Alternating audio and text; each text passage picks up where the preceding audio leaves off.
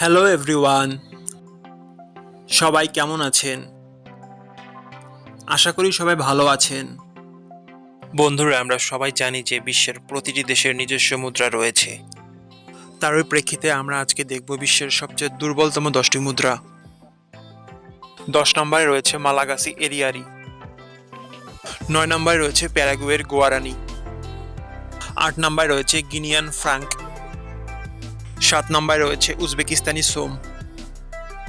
6 নম্বরে রয়েছে ইন্দোনেশিয়ান রুপিয়া। এই লিস্টের 5 নম্বরে রয়েছে সিয়েরা লিওনিয়ান লিওন।